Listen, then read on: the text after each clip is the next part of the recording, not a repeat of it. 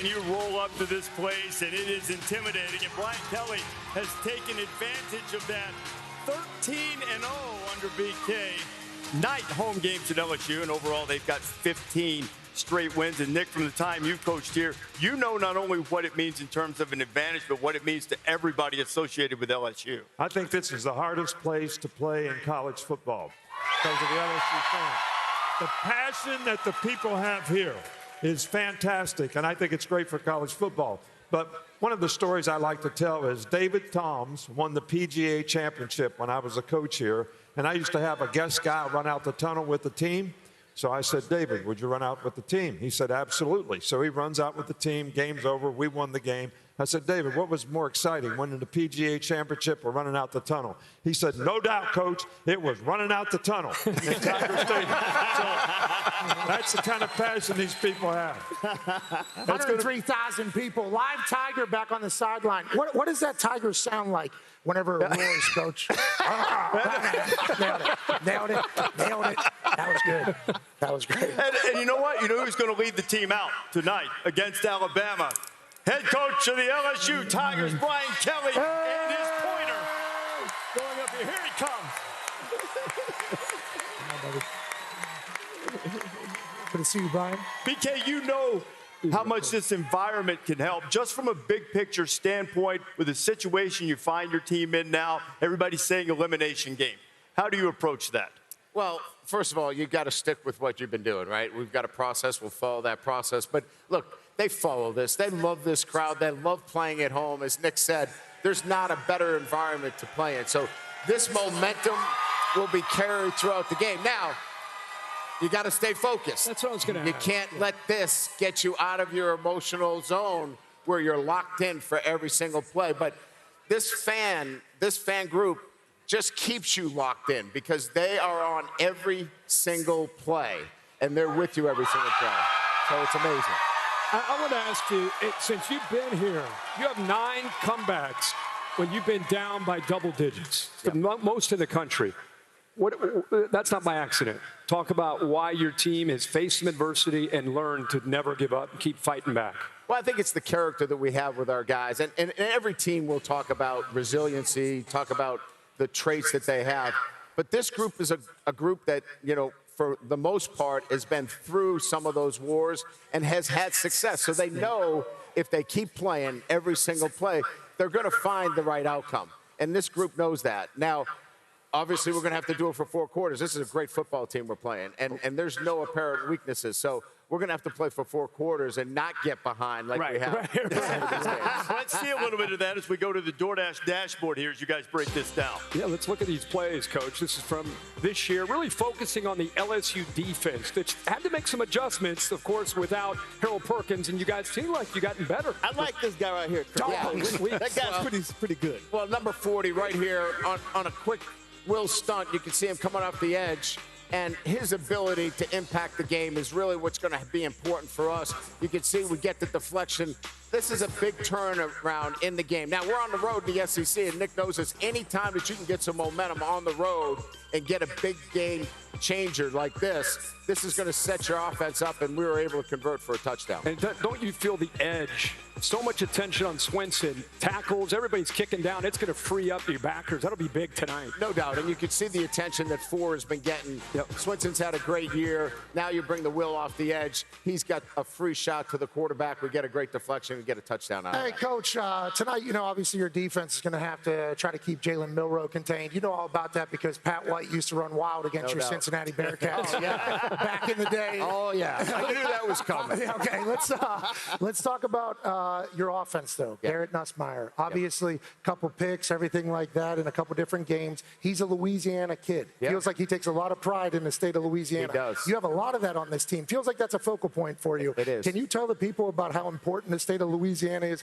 high school football, in keeping them at LSU for you? So first and foremost, this program and its roots and its tradition and history is built on the state of Louisiana. And our players have a great amount of pride in playing for the flagship university in LSU. So you can tell that in the way they played. And we talked about in terms of coming back. There's no quit in this football team. And the same thing with a Garrett Nussmeier. Yeah, he threw a couple of picks, but he has such confidence in his ability He just went back to his process. He worked harder this week. And he's going to come back with the same kind of confidence and play the game the right way this weekend. Hell yeah. Well, Coach, first of all, the kicks are fire. Yes.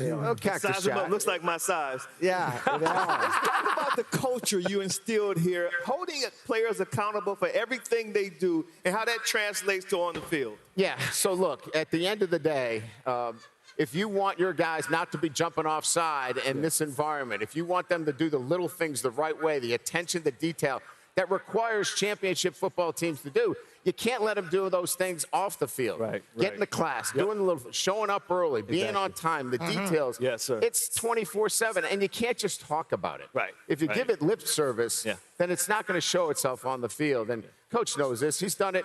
He is the champion of this, and he wrote the book about it, and he parlayed it. But my point is, he parlayed that onto the field, and that's what you have to emulate. You got to be able to stand behind it and take action if they're not doing it. You know, Brian, we had a hell of a game last year in Tuscaloosa, and probably the one difference in the game was Jalen Milroe's ability to make some plays with his feet.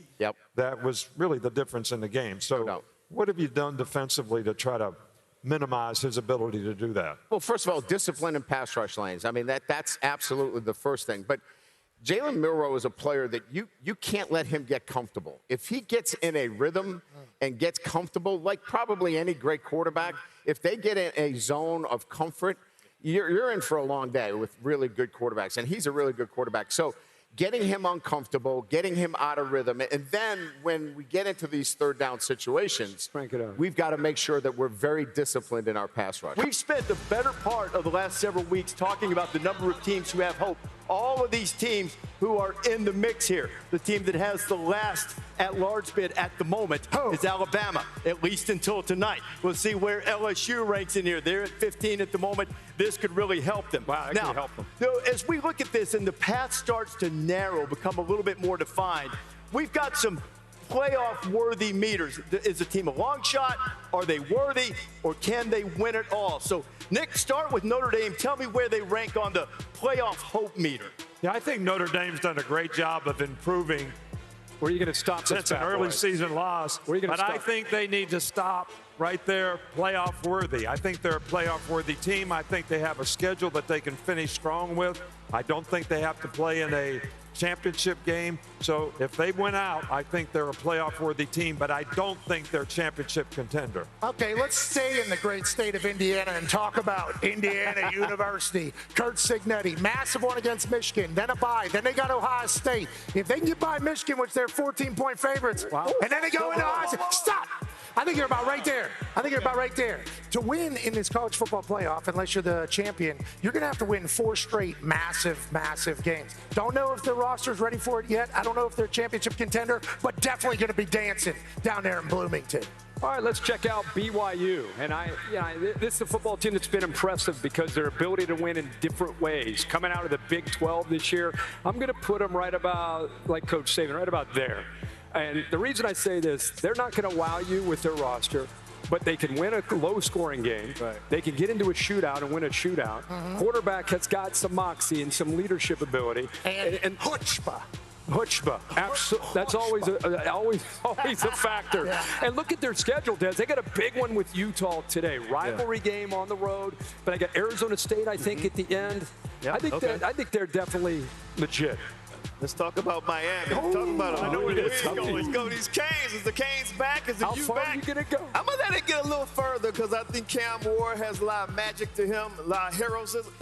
Right here, this is a good spot. The reason why is because I love Cam Ward, love what they're doing on defense. I mean offense, but the defense. Scary. I don't think that's very scary. I don't think that's a championship-worthy defense. Or you put him in here. Nah, not national championship. They may win the ACC. They got to go up against SMU potentially. That's going to be a shootout. but I'm worried about their defense. I got to stop the meter right there. Okay, I like where we're at. Let's dance with the #1 team in the country. Now, you know, that's my team. Out of the Big Ten. team too. Dez definitely agrees. This thing's taking a long road home. This team is built mentally, physically, offensively, defensively, special teams wise. Go ahead and yodely. Stop. I didn't know if it could go further. We should break this thing. This team's ready to go. This thumbs down mentality that they're all built into, gladiator, that means kill. That is what Oregon's trying to do to everybody. I think they got championship brain. And I think that's why they're championship contenders. Let's go to the Big 12. How about Colorado? You guys Coach Prime is doing down there in Boulder. You know, I like Shador. He's QB1 for me. Travis Hunter is probably the right here. Wow. What was that about? They didn't want it to go back. No, they're not feeling it. If they get past Texas Tech in Lubbock today, they'll be favored in all of their games. They need to. Yeah, they got that. That's where they may be kind of weak, right there in the trenches. Because in the playoffs, they're getting better. In the playoffs, But once you get to the playoffs, you play against some bigger guys. Absolutely. That may be when they hit their Achilles heel and lose a game. Before you do your next team, Go ahead. He's got pretty good feet here. Okay. As a tackle on the edge. Looks good. thank you. Looks really good. Colorado Really needs that. All right, hey, now I'll scream the shit. You know what I mean? They need that. AQ appreciates that. Yeah, if they can protect Shador, they got a shot. But that's a big D-line in the playoffs. Yeah. I know Penn State, everybody's disappointed that they didn't win the big game last week. But I would say this. They were in the big game, so that means something. And I would stop them there, right there. I think if they score inside the 5-yard line, 1 out of 2 times, game. you know, it's a different story. But they have to live with the story that they have. They have to finish strong. They won't have to play in the championship game most likely. So I think they are playoff worthy, but not championship contenders. All right, you got Ole Miss. I got Ole Miss. So Get somebody give me a long shot. Why are they booing? They don't Did like they Ole already Miss. beat these guys? You beat them already. That's Not even an issue. That's their biggest rival problem. So you think Ole Miss? You think They stop it now. They want you to stop. Stop right there. Okay. They're just on the edge, like on the fringe of it. No, they're not buying it, bro. They beat Georgia. Now if they win today, Yeah. that would be huge. And then people start to look at Ole Miss a lot differently. And they have the type of defense that may be able to get Georgia today. They may get clipped. That's what I'm saying, because they're like nothing if they lose. You're saying they win today? Stick around for the picks. All right. I guess I'm the lucky guy that gets Alabama.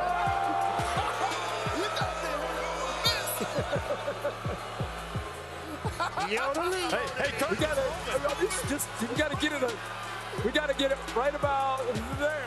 I'm just saying, this is a team that's still searching for an identity. Right. It's a team that's still been inconsistent. But with Jalen Milroe, you got to build. With Jalen Milroe, and if they ever put it on, Coach, they're a dangerous team. This is what I've been hearing for years. That's tiger bait there, brother. Tiger Now, let's go ahead and start that thing, and let's take it on a long ride all the way to the green. Keep it 100. Keep it a buck now. Gary Nussbaum, weapons galore. Stop it. Our defense is flying. Stop it. I mean, who knows? They beat Alabama. They go on a run. They got this crowd. Could you imagine them with a home playoff game? And a 12-team playoff? Wow. The college football world, would be on fire. I hope it happens for the beautiful people of Baton Rouge.